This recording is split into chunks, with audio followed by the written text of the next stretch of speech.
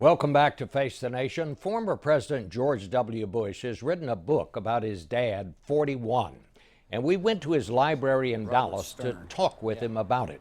Many of you saw part one of that story on Sunday morning. In part two, the former president talked a little politics, including the possibility that his brother Jeb may run for president in 2016. You know, it's a lot of speculation about him. I occasionally fuel the speculation by saying that I hope he runs. I think he'd be a very good president. I understand the decision-making process pretty well, and I know that he's wrestling with the decision. If you had to make an estimate right now, what do you think is going to happen? You think he's going to do it? I think it's 50-50. Look, he and I are very close. On the other hand, he's not here knocking on my door, agonizing about the decision. He knows exactly, the ramifications on family, for example. He's seen his dad and his brother go through the presidency. I'd give it a toss-up. I know this about Jeb. He's not afraid to succeed. In other words, I think he knows he could do the job, and nor is he afraid to fail. For your brother, is it worth putting a family through? Yeah, it is. Is it? I think it is, yeah. I mean, I put our family through it. And one of the lessons you learn from George H.W. Bush is that you can go into politics and still be a good father. In other words, the priorities of your life don't have to be compromised. I know Jeb's priority is his family. A priority is his family. I also know it's his country and his deep faith. And he has seen that you don't have to sell those out in order to be a politician. But it was family that almost kept 41 from running again. In 1991, George Bush told his son he was seriously considering not running again because of his son Neil's legal troubles with a failed savings and loan. George W. Bush's response: "You've still got work to do, and the country needs you." For Bush, the hardest part of being a president's son was seeing his father lose. The 92 defeat was really hard, and ironically enough, it did make it easier for me because when people criticized my dad, somebody who I admire greatly, I didn't react well at times, and it really, really affected me. When they criticized me, the sting wasn't nearly as difficult. It actually. Being his son during his presidency created kind of a layer of asbestos. The only thing I was concerned about was that how would my girls react when they were put in the same position I had been in. Would his father have won re-election if Texas billionaire Ross Perot had not entered the race unexpectedly and made it a three-way contest with Bill Clinton? I think he'd have won. You do think so? I do, yeah, absolutely. I think he'd have won, and I just can't prove it. I mean, it's just all conjecture, of course. But I think he would have won because I think ultimately there would have been a clear choice between, a guy who had a very good first term and a untested governor. After the Gulf War, when your father drove Saddam Hussein back into Iraq, his favorable rating went to 89%. But then he was defeated in the election. Plunged from 89 to 39 on the poll that really mattered. How did that affect you?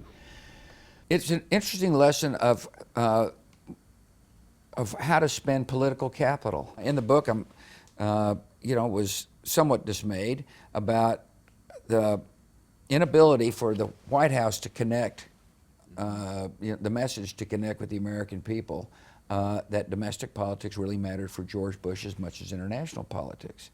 In other words, he had a lot of capital to spend, and I didn't. In retrospect, it wasn't spent wisely. Mm-hmm. You write in the book, when you decided to send troops into Iraq, it was not to finish what your dad had started. There are very few defensive moments of the book, and that happens to be one. I guess I was just responding to kind of the gossip that tends to work around the political circles, that clearly he had only one thing in mind, and that was to finish the job his father did. Because my dad decided not to go into Baghdad after routing Saddam Hussein out of Kuwait.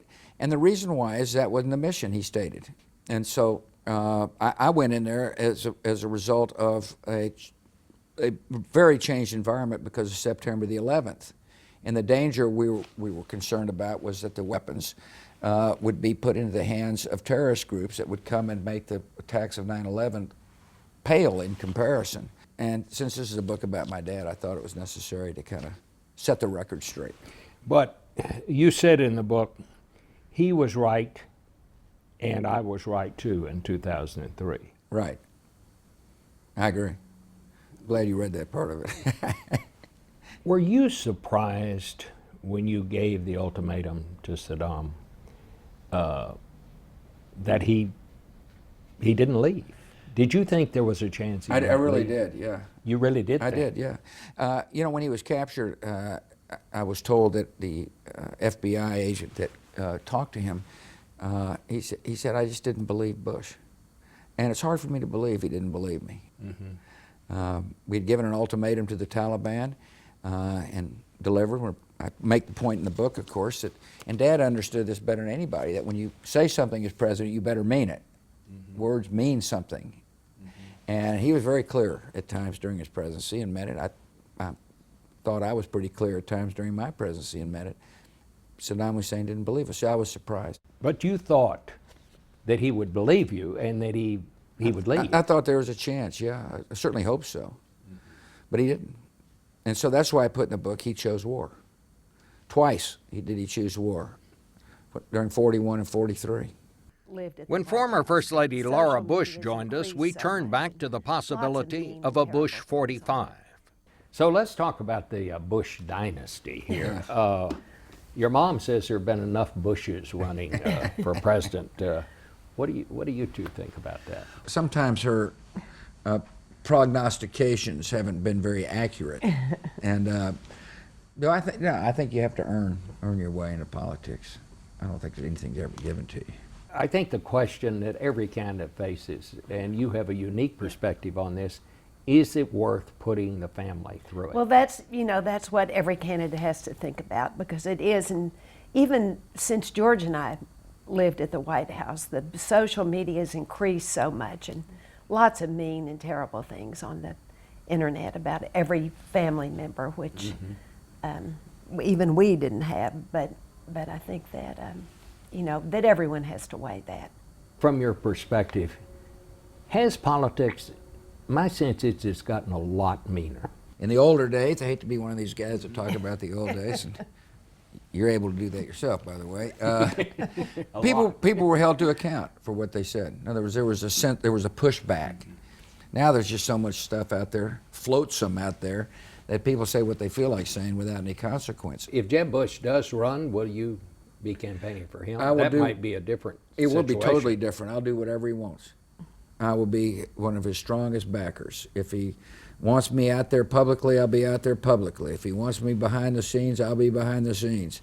I'm all in for him. He'd be a great president, and country could use an optimistic view like his. What about you? I agree, absolutely. Would you campaign too? Sure. If he wanted me to, I'd be happy to campaign for him. Well, I want to wish you both the best. Thank you, Bob. so much, Bob. Really glad to have great. you back in the Thanks a lot. promised land. It's great to be here. Yes, sir. Thank you very much. Thanks a lot.